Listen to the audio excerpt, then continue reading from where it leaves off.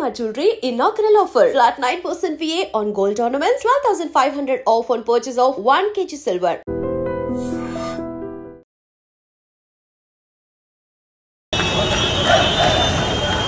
మీరు ప్రాపర్గా paper దిద్దినట్టయితే public డొమైన్లో పెట్టండి.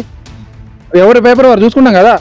కనీసం ఇంత తీర్పు జరిగింది, దాదాపు 2-3 నెలలు వాదనలు జరిగినటువంటి దీన్ని 1 గంట లోపలనే లేదు మేము దీనిపైన స్టే విధిస్తున్నాం సింగిల్ బెంచ్ ఇచ్చిన తీర్పు పైన అని చెప్పిండ్రు. యూపీఎస్సీ ఎగ్జామ్ తీసుకుంటే అక్కడ పురుషులకు అండ్ మహిళలకు ఎగ్జామ్ ఉంటుంది.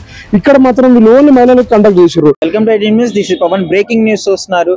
గ్రూప్ 1 ఇష్యూ ఫస్ట్ నుంచి జరుగుతూనే ఉంది. సో అందులో పబ్లిక్ సర్వీస్ కమిషన్కి అయితే ఊరట లభించిందనే చెప్పుకోవచ్చు. ఈ నెల 15వ తారీఖు వరకు కేసు వాయిదా వేయడం జరిగింది. అంటే గతంలో సింగిల్ బెంచ్లో ఉన్నప్పుడు అయితే ఎవరైతే కాంపిటేటివ్ పాస్ అయిన వాళ్ళు ఉన్నారో ఎగ్జామ్ రిజల్ట్ వచ్చిన తర్వాత సో ఆ ప్రాసెస్ హోల్డ్లో పెట్టాలి. ఇంటర్వ్యూల ప్రాసెస్ కానీ మొత్తం అపాయింట్మెంట్ ఇచ్చేది కానీ నియమ నిబంధన విధులు మొత్తం ఆపించేయాలి అని చెప్పేసి అయితే ఆ సింగిల్ సీట్ బెంచ్లో అయితే చెప్పడం జరిగింది. సో ఆ తర్వాత పిఎస్సి అయితే అప్పీల్ చేయడం జరిగింది హైకోర్టుకి. వచ్చిన తర్వాత సో అసలు ఏంటి అవకతవకలు ఏం జరిగింది అదంతా మొత్తం పరిగణలోకి తీసుకొని విచారించిన తర్వాత 15వ తారీఖు వరకు అయితే గడువు ఇవ్వడం జరిగింది. సో అపాయింట్మెంట్ కూడా ఇవ్వచ్చు అని చెప్పేసి అయితే హైకోర్టు చెప్పడం జరుగుతుంది. సో దీన్ని బట్టి గ్రూప్ 1 విద్యార్థులు అయితే వాళ్ళ ఆవేదన వ్యక్తం చేయడం జరుగుతుంది. సో గతంలో ఈ గ్రూప్ 1లో జరిగినప్పుడు అయితే అవకతవకలు జరిగాయి. హాల్ టికెట్ ప్రిలిమినరీకి అవుతుంది, మన ఫైనల్కి ఒకటి ఉంది అని చెప్పేసి, మెయిన్స్కి ఒకటి ఉంది అని చెప్పేసి చెప్పినారు. సో అందులో కూడా తెలుగు మీడియం వాళ్ళు 9% అటెండ్ అవ్వడము, ఏ ఇన్స్టిట్యూట్లో ఎక్కడైతే సెంటర్లో ఎగ్జామ్స్ జరిగిందో సో ఆ సెంటర్ నుంచి ఎక్కువ మంది జాబ్స్ గెయిన్ చేయడం జరిగింది. సో ఇవన్నీ పరిగణలోకి తీసుకొని అందులో అవకతవకలు జరిగాయి, మాకు మళ్ళీ ఒకటి మెయిన్స్ రివాల్యూషన్ కావాలి లేదా మెయిన్స్ ఎగ్జామ్ మళ్ళీ కండక్ట్ చేయాలి అని చెప్పేసి వీటితో అయితే వాళ్ళు కేసు ఫైల్ చేయడం జరిగింది. సో చేసిన తర్వాత అప్పుడు సింగిల్ బెంచ్లో అయితే మొత్తము ఈ వివరాలు రావడం జరిగింది. సో ఆపేయాలని చెప్పేసి కోర్టు నిర్ణయించడం జరిగింది. తర్వాత ఆ డెసిషన్ని ఛాలెంజ్ చేస్తూ మన పబ్లిక్ కమిషన్ వాళ్ళు మళ్ళీ అపీల్ చేసిన తర్వాత సో ఈ రోజు అయితే ఊరట లభించిందనే చెప్పుకోవాలి. కేసు కొంచెం పాజిటివ్గా వెళ్ళింది అని చెప్పుకోవచ్చు. దాన్ని బట్టి స్టూడెంట్స్ అయితే ఆవేదన వ్యక్తం చేస్తున్నారు. సో ఒకసారి వాళ్ళ వాయిస్ వాళ్ళు ఏమనుకుంటున్నారో వాళ్ళు కూడా అడిగి తెలుసుకుందాం. బ్రో, ఏంటి గ్రూప్ 1లో ఇన్ని అవకతవకలు జరిగిన తర్వాత ఇప్పుడు పిఎస్సికి కొంచెం ఊరట కలిగింది అని చెప్పేసి అయితే న్యూస్ వస్తుంది. దీని మీద మీ అభిప్రాయం ఏంటి? వాస్తవానికి తెలంగాణ ఏర్పడిన తర్వాత అంటే 11 సంవత్సరాల తర్వాత గ్రూప్ 1 నిర్వహించిండ్రు. మొదటిసారి పేపర్ లీకేజ్ వల్ల, రెండోసారి బయోమెట్రిక్ వల్ల రద్దు అయిపోయింది. మూడోసారి కాంగ్రెస్ గవర్నమెంట్ వచ్చిన తర్వాత అంతకుముందు కోర్టు బయోమెట్రిక్ లేనప్పుడు ఏమన్నదంటే రీ ఎగ్జామ్ పెట్టండి అని చెప్పింది. వీళ్ళు 63 పోస్టులు పెంచి రీనోటిఫికేషన్ ఇచ్చిండ్రు. రీనోటిఫికేషన్ ఇవ్వడం వల్ల కొత్త వాళ్ళకి అప్లికేషన్ పెట్టుకోవడం జరిగింది. అప్పుడే G.O. 29 తీసుకుని వచ్చారు. నోటిఫికేషన్లో G.O. 29 తీసుకొచ్చి రావడం వల్ల ఫస్ట్ సారి రెండోసారి ఎవరైతే క్వాలిఫై అయ్యారో కాంగ్రెస్ గవర్నమెంట్ వచ్చిన తర్వాత కొత్త అప్లికేషన్లు తీసుకోవడం జరిగింది కదా, అందులో క్వాలిఫై కాలేకపోయారు. కారణం ఏంది? G.O. 29. సో అదే విధంగా కాంగ్రెస్ గవర్నమెంట్ వచ్చిన తర్వాత ఏదైతే ఎగ్జామ్ కండక్ట్ చేసిందో ఆ ఎగ్జామ్ లో మొత్తం అక్రమాలు జరిగినాయి, మాకు అనుమానాలు ఉన్నాయి. మొదటిసారి రెండోసారి క్వాలిఫై అయిన వాళ్ళం ఈసారి ఎందుకు క్వాలిఫై కాలేమని చెప్పి మేమందరం రోడ్ల మీదకి వచ్చి ధర్నాలు చేసినటువంటి పరిస్థితి ఉంటే, అనుమానాలు అంటే ఒకటే ఎగ్జామ్ సెంటర్ నుంచి చాలా మంది సెలెక్ట్ అయ్యారు. కోటి ఉమెన్స్ కాలేజ్ పరిధిలోనే ఉమెన్స్ కాలేజ్లో ఓన్లీ మహిళలకు కేటాయించారు. యూపీఎస్సీ ఎగ్జామ్ తీసుకుంటే అక్కడ పురుషులకు అండ్ మహిళలకు ఎగ్జామ్ ఉంటుంది. ఇక్కడ మాత్రం వీళ్ళు ఓన్లీ మహిళలకు కండక్ట్ చేశారు. 12 క్వశ్చన్ రాంగ్ క్వశ్చన్లు ఉండే, దాని మీద కూడా క్లారిటీ లేదు. 12 క్వశ్చన్స్ రాంగ్స్ ఉండే, చాలా అనుమానాలు ఉండే. ఇంకా మేజర్ గా ఇంగ్లీష్ మీడియం వాళ్ళు సెలెక్ట్ అయినారు, తెలుగు మీడియం లో కూడా అవ్వలేదు అని అంటున్నారు. ఇప్పుడు ఫైనల్ లిస్ట్ లో ఇంగ్లీష్ మీడియం 100% లో కేవలం 9% మాత్రం తెలుగు మీడియం అభ్యర్థులు సెలెక్ట్ అయ్యారు. ప్రిలిమ్స్ మెయిన్స్ రాసిందేమో 60% ఇంగ్లీష్ మీడియం అభ్యర్థులు పోతే 40% తెలుగు మీడియం అభ్యర్థులు రాశారు. ఫైనల్ సెలక్షన్ లిస్ట్ లో ఉన్నది మాత్రం 9% తెలుగు మీడియం అభ్యర్థులు ఉంటే 91% ఇంగ్లీష్ మీడియం అభ్యర్థులు ఉన్నారు. ఇవన్నీ మాకు అనుమానాలు ఉన్నాయి. మా అనుమానాలు అన్నిటిని మీకు సమాధానం చెప్పాలని టీజీపీఎస్సీని అడిగినా. మేము కోర్టు కూడా పోయినాము. టీజీపీఎస్సీని అడిగితే ఏం చెప్పిందంటే మీరు పొలిటికల్ లీడర్లు మేము ఏదో పైసలు ఇచ్చి మేము ధర్నా చేపిస్తామని చెప్పి మా మీద అబాండాలు వేసారు. కోర్టుకు పోయినాం, కోర్టుకు మా బాధలు చెప్పినాం, మా సమస్యలు అంటే మా ఏవైతే అనుమానాలు ఉన్నాయో ఆ అనుమానాలని కోర్టు ద్వారా చెప్తే కోర్టు మాకు అనుకూలంగానే సాక్ష్యాధారాలను పరిశీలించి మాకు అనుకూలంగా జడ్జిమెంట్ వచ్చింది. జడ్జిమెంట్ వచ్చిన తర్వాత సింగిల్ బెంచ్ లో మాకు జడ్జిమెంట్ వచ్చింది. సింగిల్ బెంచ్ లో మాకు అనుకూలంగా వచ్చింది. వీళ్ళు డివిజనల్ బెంచ్ పోయారు, వాళ్ళకు డివిజనల్ బెంచ్ స్టే ఇచ్చింది. ఏంటి గ్రూప్ 1 ఆస్పిరెంట్స్ పరిస్థితి ఏంటి? ఇప్పుడు డివిజన్ బెంచ్కి వెళ్ళిన తర్వాత ఎంతవరకు పునరావృతం అయింది మన కేసు?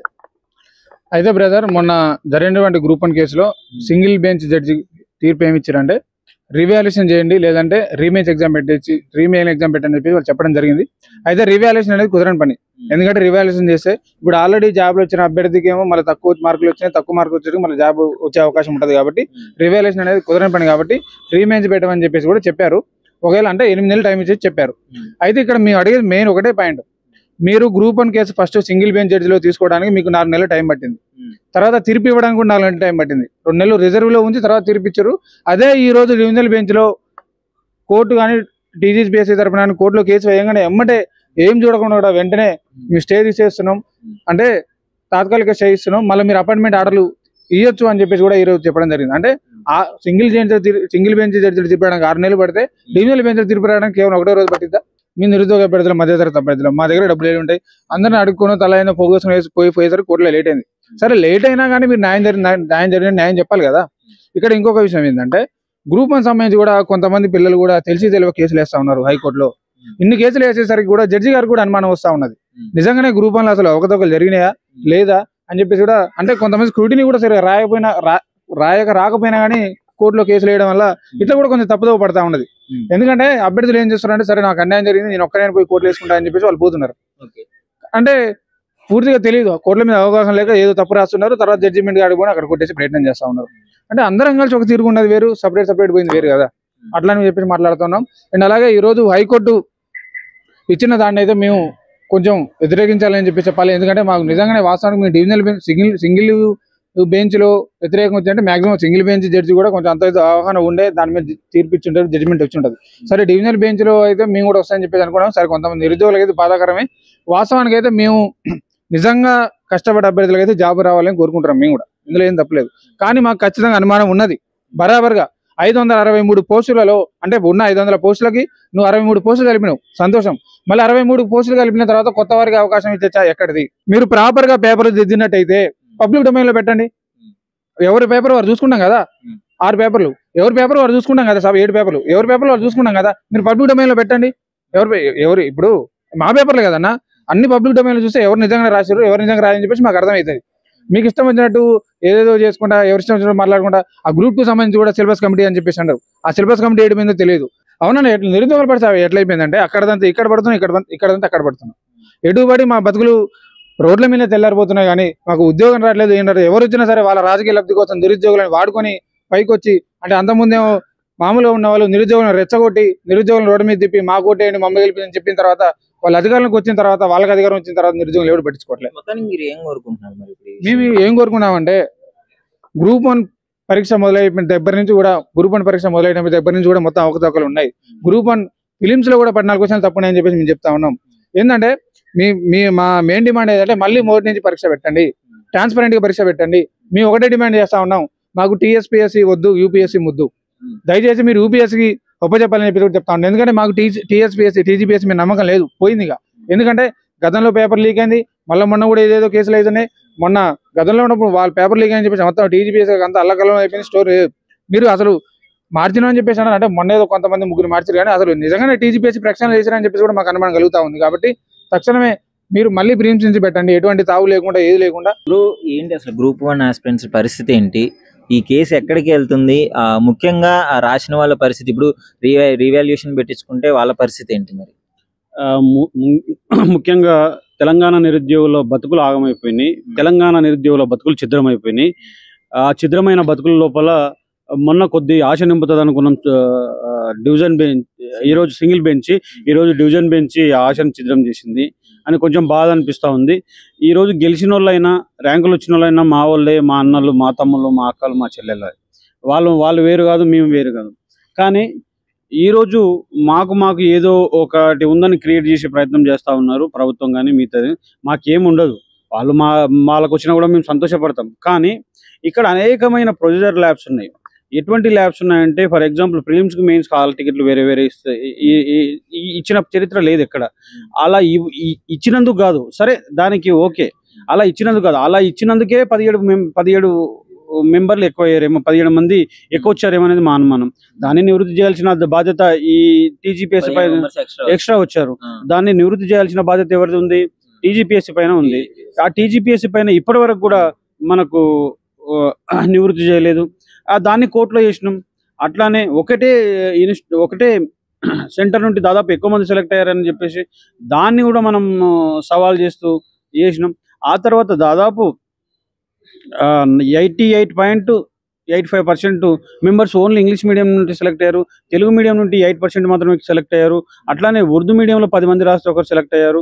అది దీనిపైన ఒక 8% తెలుగులో తెలంగాణ తెచ్చుకున్నది, తెలంగాణ యాస, తెలంగాణ భాష, తెలంగాణ ఔన్నత్యం కోసం తెచ్చుకున్న ఈ తెలుగు కోసం తెచ్చుకున్న, తెలంగాణ యాస కోసం తెచ్చుకున్న మన తెలుగుని తెలుగు కాదంటే బాధపడ్డాం మేము. టీజీపీఎస్సీ తెలుగు, మన తెలుగే కాదు, ఆంధ్రాలో ఉన్నటువంటి గుంటూరు అట్లానే కృష్ణ తెలుగు అంటే మేము బాధపడ్డాం.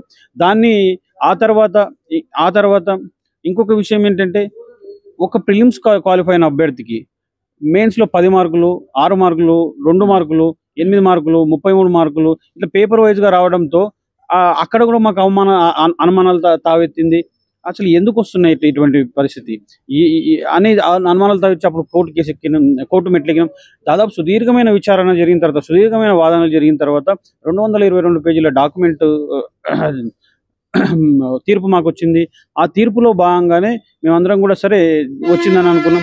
కానీ ఈరోజు మాకందరు కూడా కొంచెం బాధాకరమైన విషయం ఏంటంటే, కనీసం ఇంత తీర్పు జరిగింది, దాదాపు 2-3 నెలలు వాదనలు జరిగినటువంటి దీన్ని 1 గంట లోపలనే లేదు మేము దీనిపైన స్టే విధిస్తున్నాం సింగిల్ బెంచ్ ఇచ్చిన తీర్పు పైన అని చెప్పిండ్రు. సరే ఇచ్చిండ్రు, మీరు సింగిల్ బెంచ్ ఇచ్చిన తీర్పు ఇచ్చిండ్రు, కానీ అభ్యర్థుల యొక్క పూర్వపరాలు తెలుసుకోవాల్సిన అవసరం కోర్టుకుండే. ఇప్పుడే అయిపోయలేదు, జస్ట్ ఓన్లీ మీకు ఇచ్చింది ఏంది, స్టే మాత్రమే ఇచ్చిండ్రు. దాన్ని తాత్కాలికమైన స్టే, అది కూడా నెక్స్ట్ మంత్ 15th వరకు స్టే ఇచ్చిండ్రు. ఇప్పుడు మేము టీజీపీఎస్సీ కోరేది ఏంటంటే, మీరు అప్పటి వరకు నియామకాలు చేపట్టొద్దు, ఎటువంటి అపాయింట్మెంట్స్ చేయొద్దు, చేసుకోవచ్చు అది ఇది అని చెప్పి. ఇంటర్వ్యూస్ లేవు, ఇప్పుడు ఇంటర్వ్యూస్ లేవు, ఓన్లీ అపాయింట్మెంట్స్ ఇచ్చేది ఒకటే ఉంది. ఇంకా ఫర్దర్ ఇంకేం లేదు, అపాయింట్మెంట్స్ ఒకటే. మీరు మొత్తం మెడికల్ టెస్ట్ అయిపోయింది, అన్ని అయిపోయింది, మీరు ఇచ్చుకోవచ్చు అని చెప్పింది. అంటే ఒకసారి అపాయింట్మెంట్ ఇస్తే రేపు అపాయింట్మెంట్ ఇస్తే, ఒకవేళ రేపు ఇదే బెంచ్ లో తీర్పు నెగిటివ్ వస్తే మీరు ఏం చేస్తారు పరిస్థితి? మళ్ళీ సుప్రీంకోర్టుకి వెళ్తారు. అంటే టీజీపీఎస్సీ కానీ ప్రభుత్వం కానీ అక్కడ 563 మందితోనో కానీ ఇక్కడ మాతోనో కానీ మానసికంగా ఆడుకుంటుంది. మేము అందుకే ఏం చెప్తున్నాం, వాళ్ళకు కూడా ఇబ్బంది కలగకుండా మీరు కూడా అడగండి. ఇప్పుడు వచ్చిన 563 మంది ర్యాంకర్లు ఉన్నారు కదా, ముందు కోర్టు కేసులు క్లియర్ చేయండి. And don't forget to subscribe to iDream. And for more videos, please subscribe to iDream. Please subscribe to iDream. Please subscribe iDream. And please subscribe to iDream. For more videos, subscribe to iDream. please like, share and subscribe to the channel. Congratulations, iDream. Subscribe to iDream. Subscribe to iDream. So subscribe to iDream Media. iDream ki iDream team andarki huge congratulations. Please subscribe iDream Media. Please subscribe to iDream. Subscribe iDream. Please subscribe to iDream.